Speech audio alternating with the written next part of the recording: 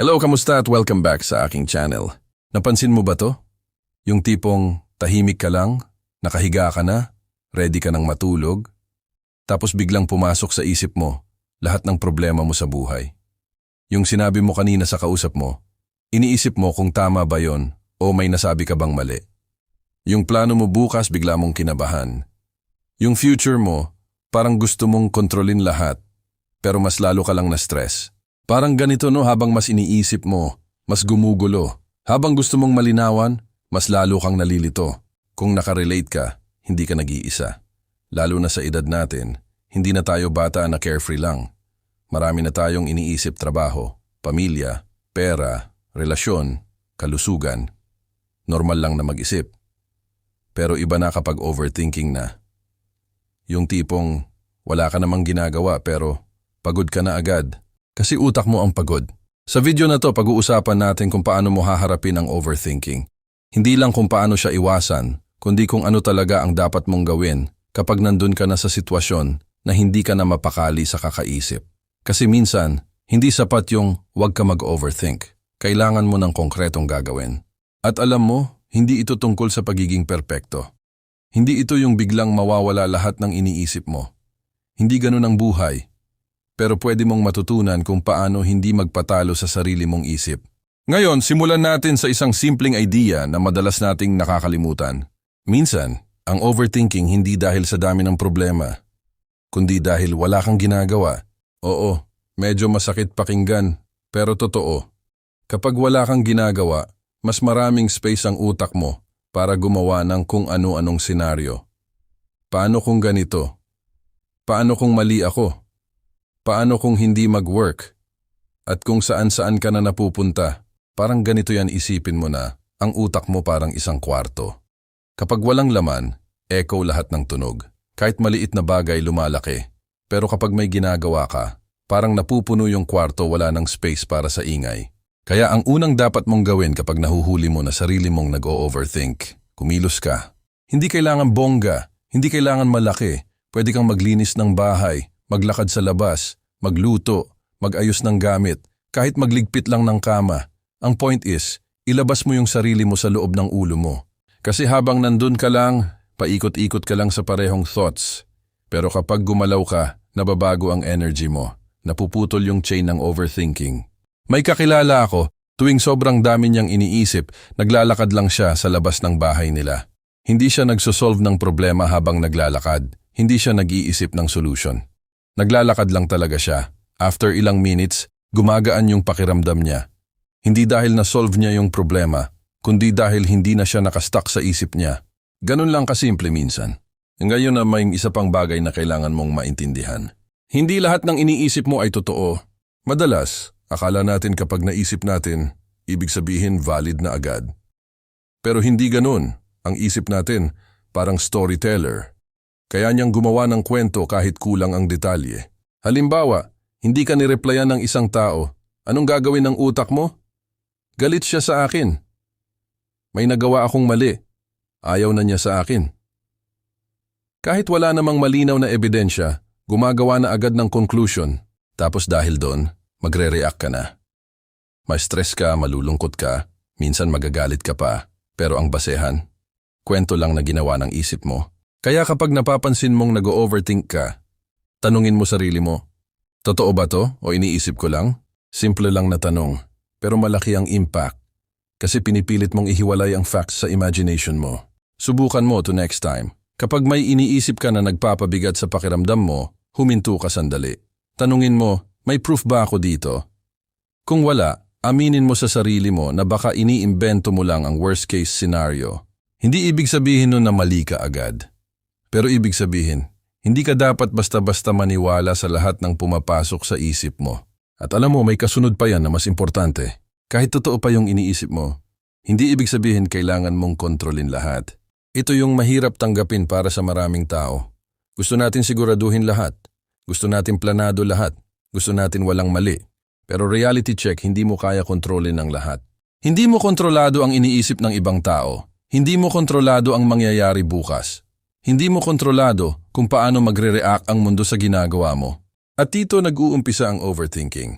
Kapag pinipilit mong kontrolin ang mga bagay na wala naman talaga sa kontrol mo, parang sinusubukan mong hawakan ang hangin. Kahit anong higpit ng kapit mo, wala ka pa ring mahahawakan. Kaya ang dapat mong gawin, hindi mo pilitin kontrolin lahat. Ang kontrolin mo sarili mo. Kontrolin mo kung paano ka magre-react. Kontrolin mo kung anong gagawin mo ngayon. Kontrolin mo kung paano mo haharapin ang sitwasyon. May isang simpleng mindset na pwedeng makatulong sa'yo. Kung kaya kong gawin, gagawin ko. Kung hindi ko kaya, tatanggapin ko. Ganun lang. Halimbawa, may problema ka sa trabaho. Kaya mo bang ayusin? Oo. Edi kumilos ka. Hindi. Edi tigil mo nakakaisip ng paulit-ulit kasi wala namang mababago. Hindi ibig sabihin nun wala kang pakialam. Ibig sabihin lang, marunong kang pumili kung saan mo ilalagay ang energy mo. Kasi ang totoo, limited lang ang energy natin. Kapag inubos mo sa pag-iisip ng mga bagay na wala ka namang kontrol, wala nang matitira para sa mga bagay na kaya mong baguhin. At dun ka talo. Alam mo, habang tumatagal tayo sa buhay, mas nare-realize natin na hindi pala dami ng iniisip ang solusyon, kundi clarity sa kung ano ang dapat gawin. Hindi mo kailangan sagutin lahat ng tanong ngayon. Hindi mo kailangan ayusin lahat agad. Minsan, ang kailangan mo lang gawin ay huminto, huminga, at pumili ng isang maliit na action. Isang hakbang lang. Kasi minsan, ang overthinking parang bagyo. Malakas, magulo, nakakatakot. Pero hindi mo kailangang labanan agad. Kailangan mo lang manatiling kalmado habang dumadaan siya. At dito papasok yung susunod na bagay na madalas nating minamaliit, pero sobrang powerful kapag ginawa mo ng tama. Yung paraan kung paano ka huminto at bumalik sa present moment. Yung moment na parang wala ka naman talagang ginagawa, pero ang bilis ng tibok ng puso mo. Parang may hinahabol kang hindi mo naman makita. Yung isip mo, andun sa what if, sa baka, sa paano kung, pero yung katawan mo, nandito lang nakaupo, nakahiga, o nakatitig sa kisame. Diyan mo mararamdaman na ang tunay na problema, hindi na yung sitwasyon, kundi yung pagkawala mo sa present moment. Kasi habang nasa isip ka, wala ka sa realidad. At kapag wala ka sa realidad, mas madali kang lamunin ng overthinking. Kaya isa sa pinaka-practical na dapat mong gawin, yung simpleng pagbabalik sa ngayon, hindi ito complicated. Hindi mo kailangan maging expert. Hindi mo kailangan mag-meditate ng 1 oras. Simple lang, i-ground mo sarili mo. Subukan mo to. Kapag napansin mong nag-overthink ka, tumingin ka sa paligid mo. Ano yung 5 bagay na nakikita mo? Ano yung 4 na bagay na pwede mong mahawakan? Ano yung 3 bagay na naririnig mo? Hindi ito magic trick. Pero ang ginagawa nito, binabalik ka niya sa present. Pinapaalala niya sa'yo na nandito ka lang, okay ka lang, walang immediate danger.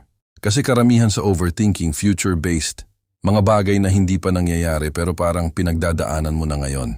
Pero kapag bumalik ka sa present, mapapansin mo wala naman talagang nangyayari sa moment na to. Humihinga ka, buhay ka, safe ka, at minsan sapat na yon para kumalma ka kahit konti. May isa pa akong gustong i-share sa'yo na baka makatulong yung idea na hindi lahat ng problema kailangan agad solusyonan. Sanay kasi tayo na kapag may problema, dapat may sagot agad. Kapag may tanong, dapat may klarong answer. Pero hindi ganun lagi ang buhay. May mga bagay na kailangan lang hayaan muna. Isipin mo yung tubig na magulo dahil hinahalo mo. Kapag patuloy mong ginagalaw, hindi siya lilinaw. Pero kapag hinayaan mo, kusa siyang tatahimik. Ganun din minsan ang isip natin. Kapag pilit mong sinosolve habang magulo ka, mas lalo ka lang nalilito. Pero kapag hinayaan mo muna, nagbibigay ka ng chance na luminaw ang lahat. Hindi ibig sabihin tinatakbuhan mo ang problema. Ang ibig sabihin lang, pinipili mong harapin siya sa tamang oras at tamang estado ng isip. Kasi anong silbi ng solusyon kung pagod ka na? Kung stressed ka na, emotional ka na, minsan kahit anong gawin mo, hindi rin malinaw. Kaya minsan, ang pinakamatalinong gawin, pahinga muna. Oo, pahinga. Hindi ka tamad kapag nagpahinga ka. Hindi ka mahina kapag huminto ka sandali. Tao ka lang. At alam mo, may isa pang dahilan kung bakit tayo nag-overthink, yung sobrang pagiging attached natin sa resulta. Gusto natin sigurado. Gusto natin perfect. Gusto natin walang mali. Pero dahil doon, natatakot tayo kumilos. Kaya instead na gumawa ng action, iniisip natin ng iniisip hanggang sa mapagod tayo. Parang ganito may gusto kang gawin pero iniisip mo agad. Paano kung mag-fail? Paano kung mapahiya ako?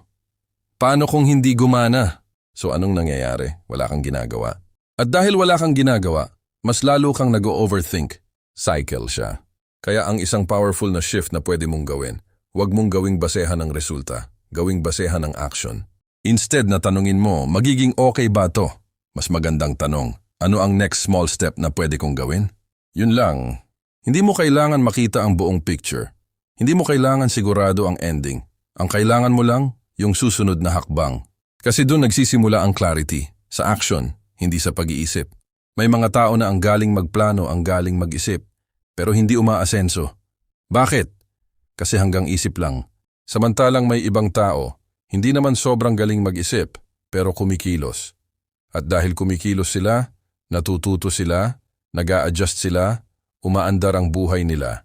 Kaya kung gusto mong mabawasan ang overthinking, sanayin mo sarili mo sa maliit na action, kahit imperfect. Kahit hindi sigurado, kahit kinakabahan ka. Kasi habang kumikilos ka, nababawasan ang oras na ginugugol mo sa pag-iisip ng kung ano-ano. At habang ginagawa mo yun, may isa pang mahalagang bagay na kailangan mong bantayan. Yung paraan kung paano mo kinakausap ang sarili mo. Kasi aminin natin, minsan tayo mismo ang pinakamabigat kausap. Kapag nagkamali tayo, ang bilis nating mag-judge. Ang tanga ko, hindi ako magaling, wala akong kwenta. At kapag ganun ang usapan sa loob ng ulo mo, hindi ka lang nag-overthink, nasasaktan ka pa. Kaya next time na mapansin mong harsh ka na sa sarili mo, subukan mong baguhin. Hindi mo kailangan maging super positive agad. Hindi mo kailangan pilitin. Pero pwede mong gawing mas fair. Instead na, ang tanga ko, pwede mong sabihin, nagkamali ako, pero pwede kong ayusin. Instead na, wala akong kwenta, pwede mong sabihin, nahihirapan ako ngayon, pero hindi ibig sabihin ganito na ako forever. Maliliit na pagbabago sa salita, pero malaki ang epekto sa pakiramdam mo. Kasi kung ikaw mismo ang kalaban mo sa loob ng isip mo, mahirap talaga tumahimik ang overthinking. Pero kung kakampi mo sarili mo, mas madali kang makakabangon kapag nadadala ka ng isip mo. Alam mo, hindi mawawala ang overthinking sa isang iglap. Hindi ito switch na pwede mong patayin anytime. Pero pwede mo siyang bawasan. Pwede mo siyang kontrolin. Hindi sa pamamagitan ng pagpilit na huwag mag-isip, kundi sa pag-alam kung paano ka kikilos kahit marami kang iniisip. At habang ginagawa mo to, unti-unti mong mapapansin na hindi ka na ganun kadaling madala ng isip mo. Mas kalmado ka na. Mas grounded ka na. Mas kaya mo nang piliin kung anong thoughts ang papakinggan mo at kung alin ang hahayaan mo lang dumaan. At doon mo mararamdaman yung totoong freedom, hindi yung wala kang iniisip, kundi yung hindi ka na kontrolado ng iniisip mo. At may isa pang aspeto ng overthinking na madalas hindi napapansin, yung koneksyon nito sa mga tao sa paligid mo. At kung paano nila naaapektuhan ang paraan ng pag-iisip mo araw-araw. Minsan kahit okay ka naman mag-isa. Pero kapag may nakausap ka, may nabasa ka o may narinig ka, biglang ang dami mo nang iniisip. Parang dati chill ka lang tapos may nagsabi ng, uy baka ganito mangyari. O kaya may nakita kang post na parang mas ahead sila sa buhay. Tapos, boom, bigla kang nagdududa sa sarili mo. Bigla kang napaisip kung sapat ba yung ginagawa mo, kung tama ba yung direction mo, kung may kulang ba sa'yo. Dito pumapasok yung isang bagay na sobrang underestimated, yung environment mo. Kasi kahit gaano ka ka-strong, kung araw-araw mong pinapakain ang isip mo ng negativity, comparison at doubt, mahihirapan ka talagang tumahimik. Hindi lang overthinking ang problema. Minsan, kung ano yung pumapasok sa isip mo, yun ang nagpapasimula ng overthinking. Parang pagkain lang yan. Kung junk food ang kinakain mo, huwag kang magtataka kung hindi maganda pakiramdam mo. Ganon din sa isip. Kung ang pinapasok mo puro stress, drama, at insecurity, automatic, mag-overthink ka. Kaya minsan, ang dapat mong gawin hindi lang kontrolin ang isip mo, kundi bantayan kung ano ang pinapasok mo dito. Subukan mong pansinin, kanino ka madalas makinig? Anong klase ng content ang pinapanood mo? Anong usapan ang pinapasok mo? Kung palagi kang nakapaligid sa mga taong puro reklamo, puro problema, puro negativity, kahit ayaw mo mahahawa ka, hindi mo kailangang i-cut off lahat. Hindi ganun kadali yon, lalo na kung pamilya o trabaho ang involved. Pero pwede kang mag-set ng boundaries. Pwede mong limitahan kung gaano ka katagal nakikinig sa mga usapan na alam mong magpapabigat sa isip mo. Pwede mong piliin kung anong content ang papanoorin mo. Pwede mong piliin kung kailan ka lalayo sandali para protektahan ang peace mo. Hindi selfish yon, self-respect yon. Kasi kung hindi mo aalagaan ang isip mo, sino ang gagawa nun para sa'yo? At alam mo, may isa pang subtle na dahilan kung bakit tayo nag-overthink, yung sobrang paghanap natin ng approval. Yung gusto natin sigurado na tama tayo sa mata ng ibang tao. Gusto natin walang masabi sa atin. Gusto natin ma-please lahat. Pero dahil doon, bawat galaw natin iniisip natin kung anong iisipin ng iba. Okay lang ba to? May masasabi kaya sila? Baka i-judge nila ako. Kaya instead na gawin mo yung gusto mo o yung tama para sa'yo, nagiging preso ka ng opinion ng ibang tao. At guess what? Doon lalong lumalala ang overthinking. Kasi ang dami mong variables na kinokontrol, hindi lang sarili mo, pati utak ng ibang tao. Hindi mo naman yun kayang kontrolin. Kaya isa sa pinaka-liberating na realization sa buhay, hindi ka para sa lahat. May mga tao na hindi ka maiintindihan. May mga tao na may masasabi kahit anong gawin mo. May mga tao na hindi ka talaga magugustuhan. At okay lang yon. Hindi ibig sabihin may mali sa'yo. Ibig sabihin lang, iba-iba tayo.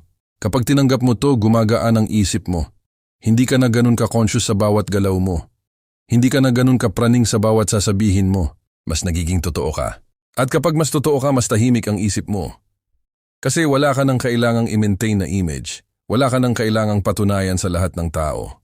Sarili mo na lang. At habang tinatanggap mo to, may isa pang mahalagang shift na kailangan mong gawin. Yung pagtanggap na ang buhay, hindi talaga laging malinaw. Minsan ang dahilan kung bakit ka nag-overthink. Gusto mo ng certainty sa isang mundo na inherently uncertain. Gusto mo malaman kung anong mangyayari bukas. Gusto mo sigurado ang outcome ng decisions mo. Gusto mo walang mali, pero hindi ganun ang reality. Ang buhay parang biyahe na minsan walang malinaw na mapa. May liko na hindi mo inaasahan. May daan na kailangan mong balik-balikan. May mga pagkakataon na maliligaw ka. At nakaka-frustrate yun. Pero bahagi yun ng proseso. Kasi kung lahat predictable, wala ka nang matututunan. Wala nang growth. Wala nang challenge. Kaya instead na labanan ng uncertainty, pwede mo siyang yakapin. Hindi ibig sabihin gustuhin mo yung hirap. Hindi ibig sabihin okay ka na malito. Pero tinatanggap mo na bahagi yun ng buhay. At kapag tinanggap mo yun, hindi ka na masyadong nag-overthink sa bawat unknown. Mas nagiging open ka sa experience. Mas nagiging flexible ka. Mas kaya mong sumabay sa agos ng buhay. Parang marunong kang lumangoy. Hindi mo pinipilit kontrolin ang alon. Marunong ka lang sumabay. At dito mo makikita yung pinaka-core ng lahat ng pinag-usapan natin. Ang overthinking hindi talaga mawawala ng tuluyan. Pero pwede kang magbago kung paano mo siya hinaharap. Hindi ka powerless. May choice ka kung kikilos ka o magpapakain ka sa isip mo. May choice ka kung paniniwalaan mo lahat ng thoughts mo o tatanungin mo sila. May choice ka kung pipilitin mong kontrolin ang lahat o pipiliin mo lang kung ano ang kaya mong hawakan. May choice ka kung papakainin mo ang isip mo ng negativity o aalagaan mo ito. At higit sa lahat, may choice ka kung magiging kalaban mo sarili mo o kakampi mo. Kasi sa totoo lang, hindi naman kalaban ang isip mo. Minsan napapagod lang din siya. Minsan natatakot lang din siya. Minsan gusto ka lang niyang protektahan. Pero hindi ibig sabihin kailangan mo siyang sundin lagi. Parang kaibigan na sobrang praning, nakikinig ka, pero hindi mo sinusunod lahat ng sinasabi niya. Ganon din sa sarili mong isip. Pakinggan mo, pero piliin mo kung alin ang paniniwalaan mo. At kapag nagawa mo yon, unti-unti mong mararamdaman na hindi ka na ganon ka-stuck. Mas may space ka na huminga. Mas may lakas ka na kumilos. Mas may peace ka kahit hindi perfect ang sitwasyon mo. Kaya kung ikaw yung tao na madalas napupuyat kakaisip, yung kahit pagod ka na pero hindi ka pa rin mapakali, gusto kong tandaan mo to. Hindi mo kailangang solusyonan lahat ngayon. Hindi mo kailangang sagutin lahat ng tanong. Hindi mo kailangang kontrolin lahat ng mangyayari. Ang kailangan mo lang, isang maliit na hakbang, isang moment ng paghinga, isang desisyon na hindi ka magpapatalo sa sarili mong isip. At simula doon, unti-unti mong mabubuo yung buhay na hindi kontrolado ng overthinking, kundi ginagalaw ng clarity, action, at konting lakas ng loob. At kung nakaabot ka hanggang dito, gusto kong marinig ka. Ano yung madalas mong ino-overthink? Anong sitwasyon ang paulit-ulit na bumabalik sa isip mo? I-comment mo sa baba kasi minsan, ang simpleng pag-share nakakatulong na para gumaan ang pakiramdam. Kung may nakuha kang kahit isang idea dito na pwede mong gamitin sa araw-araw mo, huwag mong kalimutan i-like yung video. At kung gusto mo pa ng ganitong klaseng usapan, yung parang kaibigan lang na nagpapaalala sa'yo kung paano maging mas kalmado at mas malinaw mag-isip, mag-subscribe ka na rin. Tandaan mo, hindi mo kailangang maging perpekto para maging payapa. Hindi mo kailangang mawala lahat ng problema para gumaan ang isip mo. Ang kailangan mo lang matutunan kung paano hindi malunod sa sarili mong iniisip. Dahan-dahan lang. Isang hakbang, isang hinga, at tuloy lang.